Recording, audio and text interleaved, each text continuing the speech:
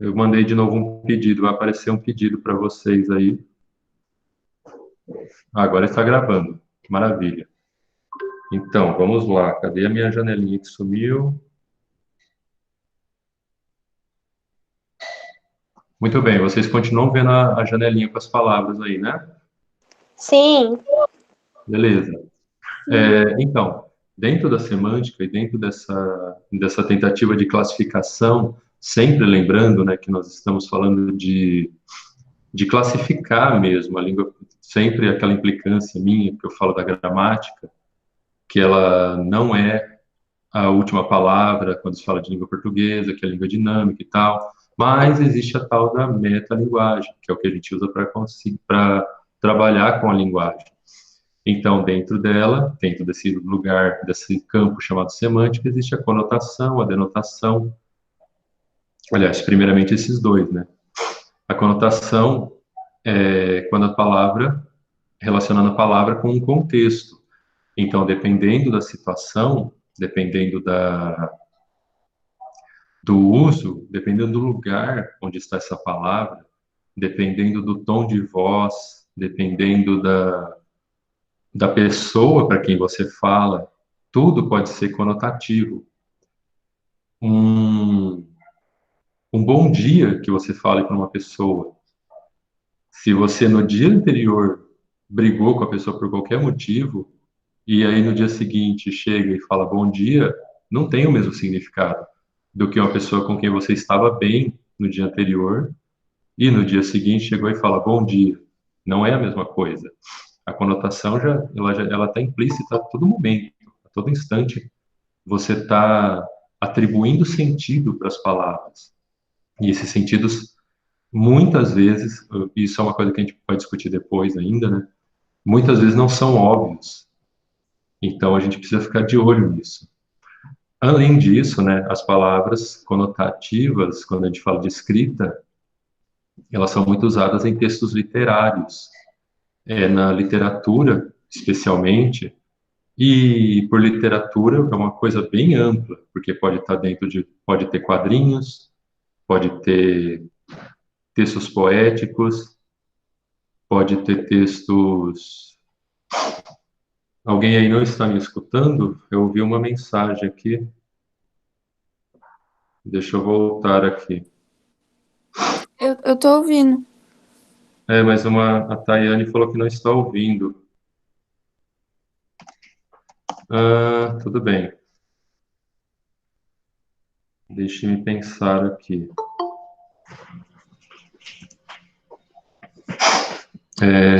Se você não está ouvindo, tente sair e entrar novamente. Saiu errado, mas tudo bem. Bom, continuando. Ô, Adriano, Oi, pode falar. então peraí. A semântica é o estudo dos sentidos e do significado das coisas. Aí Isso, tem a conotação e a denotação. sim, Ah, tá, beleza. dentro da semântica. A gente vai ter um monte de nomenclatura. Agora a gente só está vendo essas duas, essas quatro principais. Pode ligar aí. Mas essas quatro tá dentro da semântica também?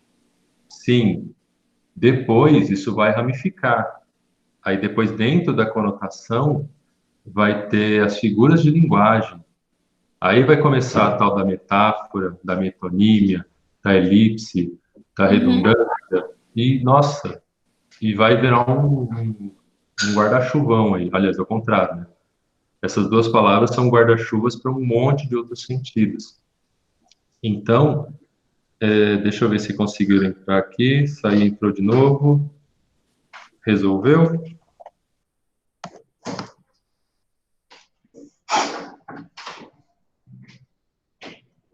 Bom, para quem não estiver ouvindo, deixa eu escrever aqui para quem.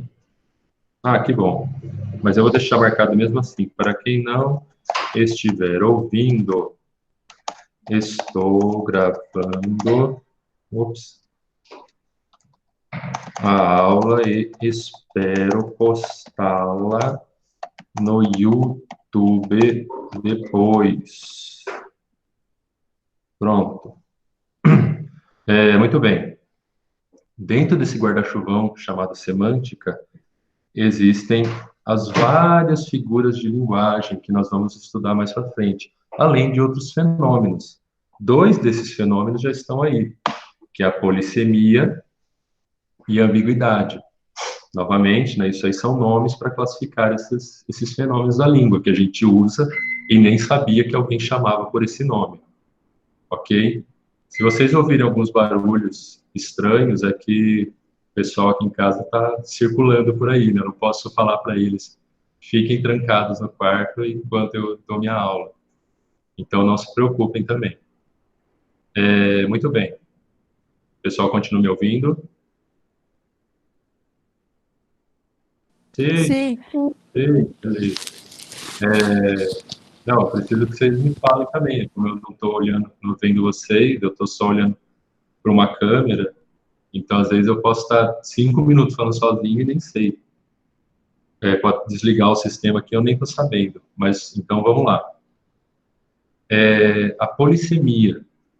A polissemia, pessoal, é essa palavra ou expressão com vários significados. Eu dei o exemplo da palavra manga, mas que outro exemplo a gente poderia pensar de uma palavra ou expressão polissêmica que vocês lembram aí agora? Cri, cri, cri, cri. Vamos, gente, ajuda eu aí. Alguém? São? É? Tipo, verbo e são de Peraí que eu similaridade? tô pensando em alguma coisa, peraí. A palavra são, muito bom exemplo. Dependendo do... Mas vamos pensando em mais aí. Dependendo do contexto, se você não tiver nenhuma informação, pode pegar, né? Dependendo do contexto, se você não tiver nenhuma outra informação, a palavra ação vai aparecer, ou com uma pessoa saudável, ou apenas um verbo numa frase. Embora ação é uma palavra. Eu estou tentando pensar num momento, num exemplo específico em que a gente poderia usar essa polissemia dela, mas não deixa de ser polissêmica e de ser um exemplo. Vai chegar aqui, vai chegar. Alguém pensou em mais alguma? Dama. Dama, damas, damas. Damas seria um exemplo bem, pensando numa situação machista, poderia pensar, por exemplo, um cara, dois amigos falando, vamos jogar damas?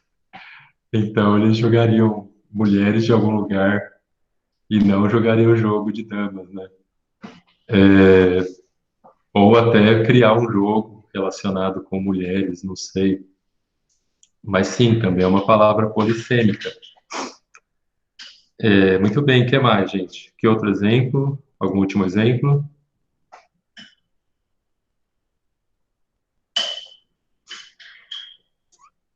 Não? Tudo bem. Vocês já entenderam essa ideia da polissemia. A gente vai voltar a abordar isso muitas e muitas vezes depois, como eu falei, né, as várias figuras de linguagem nos permitem fazer esses jogos de palavra o tempo todo. Deixa eu ver se eu estou esquecendo alguma coisa para falar para vocês. Eu tenho aqui as minhas notinhas. Por enquanto, está tudo certo. Bom, a ambiguidade, eu falei aquele exemplo da França, do mapa da França, que vocês já viram, não, já leram também no texto do ProEnem, e vocês também viram no vídeo do professor Noslen. A ambiguidade não é igual à polissemia, ok? A polissemia, a palavra ou a expressão já nasceu com essa polissemia. Na ambiguidade, essa diferença, esse mais... Professor, Oi? eu sei que tá, assim, meio fora de hora, mas só agora que eu consegui lembrar de uma palavra que pode ser polissemia, é banco. Banco. Sim, banco tem vários nos quadrinhos, né? A gente vê bastante esse uso de esse jogo de palavras com a palavra banco. As pessoas, por exemplo, eu já vi quadrinhos, vocês já devem ter visto alguma coisa também. Ah, eu pus meu dinheiro no banco. E aí mostra um quadrinho com um banco, um banquinho, e a pessoa botando dinheiro em cima. Já fizeram piadinha, aquele tio das festas, aquele tio chato das festas, ele faz essa piadinha, botar o dinheiro no banco e umas coisas assim, né? Faz parte da nossa língua. Sim, essa é uma palavra polissêmica e muito, muito polissêmica, porque também temos o banco de dados, temos o banco de dinheiro, temos o banco de sentar. Deixa eu pensar em mais aqui. Sim, são vários exemplos que vocês também vão vendo, vão pegando, né, esses sentidos ao longo da existência, das nossas existências. Voltando aqui, muito obrigado pelo outro exemplo. E, pessoal, me desculpem se eu não consegui. Vocês estão falando, né? Eu agradeço demais que vocês estão conversando e passando, dando feedback, dando exemplo. Só que eu não vou, infelizmente, conseguir lembrar a voz de vocês. Então, se alguém falar e eu não e falar, der um exemplo, me perdoe se eu não lembrar quem falou, porque realmente eu não vou conseguir, ainda mais que eu não consigo ver a carinha de muitos de vocês aqui, ou tá uma carinha pequena demais, mas me perdoem por isso, né, nesse momento. Então, continuando, a ambiguidade, pessoal, ela é diferente da polissemia, porque a polissemia, a palavra já nasceu com aquele sentido duplo, com aquele sentido triplo. A ambiguidade, ela é construída. Então, a ambiguidade, ela surge do uso da língua. De repente, você fala uma palavra, você constrói aquela frase que eu falei ontem e que aparece num dos textos que eu mandei para vocês. Minha mãe trouxe o mapa da França, me deu o mapa da França. Nesse caso, a construção da frase, que não tem vírgula, que não tem mais nenhuma outra pista dizendo se a mãe da pessoa foi para a França, se a mãe da pessoa gosta da França, se a mãe da pessoa pediu pelo correio o mapa da França, como não existe mais nenhuma outra informação, então não dá para deduzir só com essa frase, minha mãe trouxe um mapa da França, se ela está falando que a pessoa estava viajando na França, se a mãe estava viajando na França, ou se ela é, ou se ela comprou um mapa de fato da região da França, do país chamado França. Um outro exemplo em que se. Deixa eu achar, não, eu apaguei. Bom, tudo bem. Até agora tudo bem, pessoal? Tudo sim, tudo sim. Muito bem, eu vou considerar, embora são poucas expressões, né, é mais a questão de lembrar e decorar, meio que decorar isso mesmo, né? Eu vou descer aqui, ó. Isso aqui, vocês não precisam se preocupar em relembrar tudo agora, é só um apanhado do que o professor Noslen apresentou lá no vídeo dele, mas como essas palavras vão fazer parte das próximas aulas também, porque nas próximas aulas a gente vai falar de parônimos, de homônimos, a gente vai falar dessas relações de sinonimidade entre as palavras, então eu trouxe aqui um resumão de como seriam essas nomenclaturas, do que elas querem dizer. Então, a relação de sinonímia, vocês estão vendo aí as palavrinhas? Sinonímia, antononímia. Estão Sim. vendo aí? Beleza. A relação de sinonímia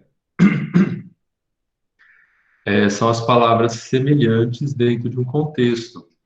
Semelhantes assim. Por exemplo, nossa, fugiu o exemplo. Deixa me pensar aqui rapidinho.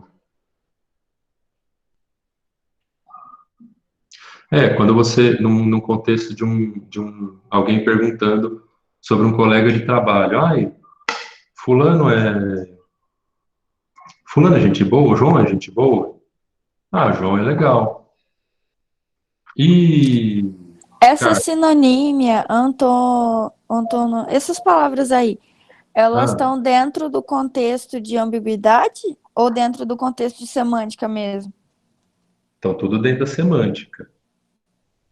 Algumas delas vão mais, a gente já tem que pensar em outras relações aqui. A gente tem a conotação e a denotação, mas essas palavras, elas vão falando de outros aspectos que envolvem esses conceitos, vão falando de outros aspectos que envolvem as palavras e as expressões. Então, quando a gente fala de sinonímia, que são essas palavras semelhantes dentro de um contexto, não necessariamente o contexto pode ser conotativo. Então, lembrei o exemplo do relógio lá. Do relógio, eu não apaguei, está em algum lugar aqui. Aquele exemplo que eu passei para vocês. Se ninguém percebe o que você tem no pulso, você tecnicamente está morto. A palavra morto, ela pode ter, você poderia usar essa expressão, por exemplo, e fulano? Ah, fulano está morto. E cicrano? Cicrano está morto. Qual a diferença? Que entre essas duas pessoas conversando, elas sabem que o fulano é um colega de trabalho que está vivo, mas que, por algum motivo, ele deixou de ter importância na empresa. Já o cicrano, ele realmente está morto, no sentido literal da palavra. Mas nesse contexto, embora as palavras sejam semelhantes, no sentido de que essas pessoas deixaram de existir, deixaram de deixaram de ter alguma importância, elas são, e na verdade é a mesma palavra né, nesse caso, mas elas são sinônimas, elas estão recebendo uma relação de sinonímia, porque elas não são iguais, fora em outro contexto. Estar morto socialmente, estar morto fisicamente, não é a mesma coisa. Né? Ficou mais ou menos claro? Ô, Adriano, Oi, se eu, por exemplo, falar então, tipo, eu estou com frio e você não sente calor, é uma sinonímia? eu estou com frio e você não sente calor. Embora não sejam palavras, mas sim uma expressão, né? Não sente calor é uma expressão. Sim, elas têm uma relação de semelhança dentro desse contexto que é essa frase. Sim, é uma possibilidade. Entendi. E os demais colegas e colegas estão entendendo aí, pessoal? Está todo mundo em silêncio, ninguém fala nada. Sim. Tudo bem aí? Ó, temos 24 pessoas. Depois eu vou cobrar das dorminhocas e dorminhocos aí, porque que não entraram. Mas vamos lá. Cadê minha telinha? Cadê? Tá aqui. Ai, agora aparece tudo para vocês. Então, a antonomine, nossa, nem eu sei falar essa palavra, é porque tá errado também, né? Por isso que eu não sei falar. Antonomínia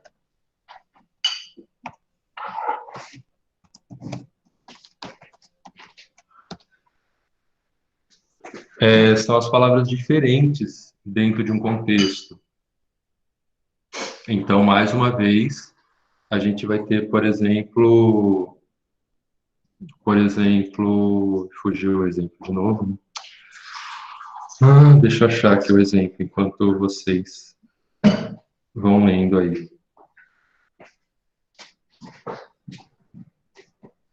Antonomia.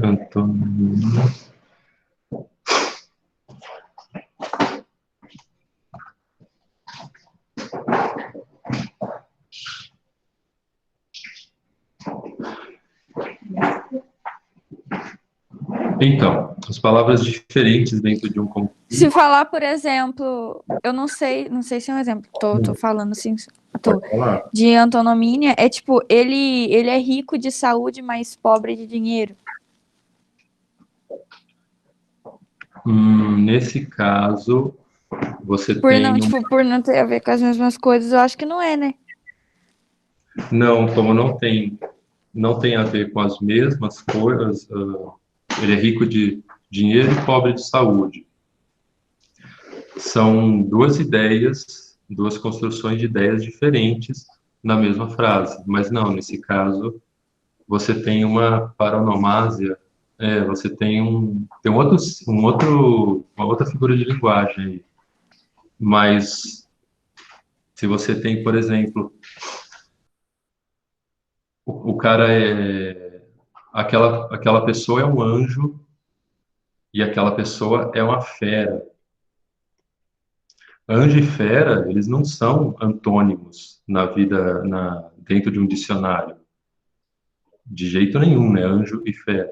Mas nesse sentido, dentro dessa frase, você pode considerá-los antônimos, porque uma pessoa é gente boa, né? Um anjo é super tranquila, e a outra é uma fera que vive brigando com todo mundo. Então, nesse sentido, elas são antônimas dentro desse contexto, dentro dessa frase, ok? Se ninguém falou sim, Eu acho que eu entendi mais ou menos. tá. Tente falar com suas palavras, então. Ah, tipo, eu tentei pensar um outro exemplo, tipo, o jeito que você é legal é muito chato. Por exemplo, isso seria? O jeito que você é legal é muito chato. O jeito que você é Aí é legal. a antítese, não é? Então, aí você está usando outra construção conotativa, mas não é exatamente antônimos. Não, nesse caso é antônimos. São antônimos, só que não tem essa relação de antonomia que eu falei. Porque antonomia é isso, é você encontrar palavras que não são antônimos no dicionário, mas que usam fazem de conta que são antônimos nessa expressão.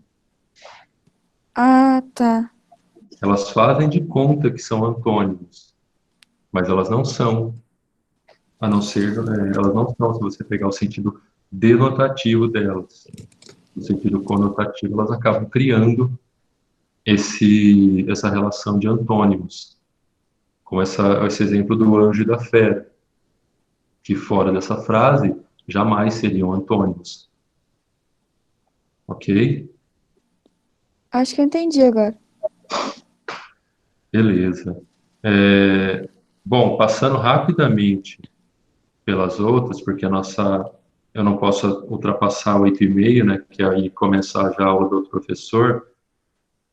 Qual aula que vocês teriam depois? Alguém lembra aí? Vocês não estão meio Que é, que... professor? Desculpa, Qual, professor, o que você falou? qual aula vocês teriam depois da minha? Hoje, às 8h30, tinha aula de matemática. Ah, ok, mas tinha, quer dizer que não vai ter? Se a gente tivesse no instituto, a gente ia ter aula, mas hoje ele passou um link para a gente fazer a reunião aqui no Meet, mas eu perguntei para ele se hoje ia ter e ele falou que ele não falou nada, na verdade. Ok, Ele acabou de me ligar, mas como eu tô em aula, eu não atendi. Eu falei que eu vou ligar assim que a aula acabar, pra ver se ele vai falar alguma coisa. não, ok, eu vou... Então, não, então eu vou tentar respeitar o horário aqui, mas pessoal, de qualquer forma, vocês têm meu WhatsApp, ok? Vocês podem, dentro do horário, ninguém vai me escrever 11 horas da noite, pelo amor de Deus, mas dentro do horário, das 7 às 17, eu estou por aqui, ok? Vocês podem me escrever, tirar dúvida, eu mando material, eu converso com vocês, tudo bem? Não deixem de estudar porque vocês estão aí, porque não é só por uma questão de tirar nota e passar de ano, é pela formação de vocês mesmo. Vocês estão percebendo na carne, vocês estão percebendo no dia a dia de vocês como que a ignorância está criando situações embaraçosas e algumas até catastróficas para as nossas vidas. Tudo porque as pessoas não sabem, não têm conhecimento. E o conhecimento se constrói no dia a dia, como eu já falei para vocês em aula. Então não deixem de estudar, ok? A tentação de ver um vídeo no YouTube, de entrar de ler outras coisas, enquanto vocês estão lendo, tá maravilhoso, né? Mas cuidado com o que vocês leem também. Mas enquanto vocês estão exercitando a mente e aprendendo coisas, maravilha. Então resistam a essa tentação de só querer ficar deitada, sei lá, e dormindo e não fazendo outras coisas. Mas vamos lá. Rapidamente, então, aqui para a gente terminar. Homonímia são as palavras com sons semelhantes. Então, aí a palavra são, que disseram aquela hora, e o verbo são, e a palavra são de sanidade, né, de estar... Ô, professor, Oi. você não explicou paronímia. Ah, tá bom, eu vou voltar lá. Continuando a homonímia, são essas palavras que têm o mesmo som, mas têm sentidos diferentes. E aí a paronímia, a palavra são, ela vale nos dois casos, porque ela é parônima e homônima. Ela tem o som semelhante e o significado diferente, mas ela também tem escrita igual e significado diferente. Então, a relação principal, a diferença entre paronímia, parônimos e homônimos, a gente vai voltar nisso também no futuro, mas é só para já começar a pincelar para vocês, é isso. Parônimos são palavras com escritas semelhantes, ou até iguais, mas sentidos diferentes. Homônimos são palavras com sons semelhantes, não é escrita, é som, mas também com sentidos diferentes, ok? Então, tipo, uma ambiguidade ou uma polissemia pode ter uma paranomia dentro. Exatamente, sim. As ambiguidades, elas surgem também por causa das palavras parônimas e homônimas. Por exemplo, a sessão de cinema, a sessão da empresa, a sessão da peça. Eu falei aqui três. Concerto e concerto é paronímia ou homonímia? Ou os dois? Concertos são palavras homônimas, mas também parônimas. Mas vamos pensar uma palavra parônima que é parônima por excelência mesmo. Cumprimento, comprimento. Não, perdão, homônima. Comprimento, comprimento. Comprimento é a medida, cumprimento de cumprimentar. Quando você fala, eu vou cumprimentar. Você viu o cumprimento? Você não fala, você viu o comprimento. Bom, algumas pessoas falam, né? Outras não. Mas elas são muito semelhantes, ok? Uhum. Mas aí, no caso da paronímia, são palavras, tipo, de escrita igual mesmo. Não necessariamente igual.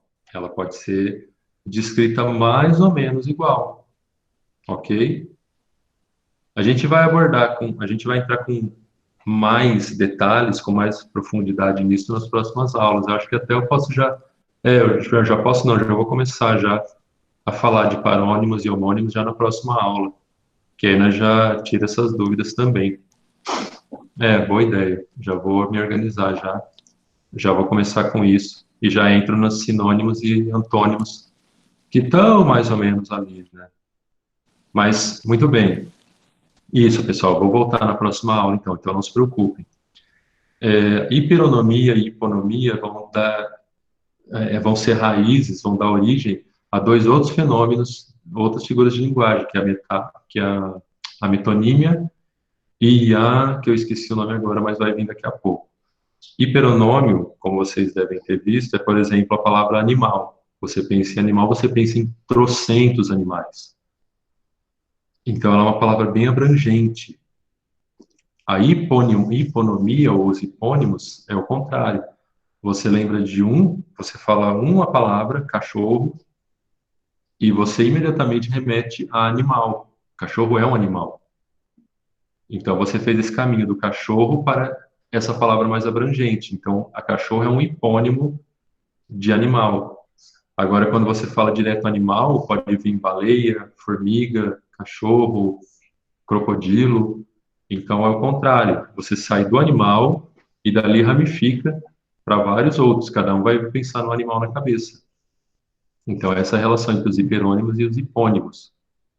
E a ambiguidade já apareceu aí. Esse outro exemplo que acho que o Noslen também apresentou, o menino vê o incêndio do prédio, que a gente não sabe se ele está vendo um prédio pegando fogo, se ele está vendo um incêndio, um outro prédio pegando fogo, e está vendo a janela do prédio dele, e entre várias outras possibilidades.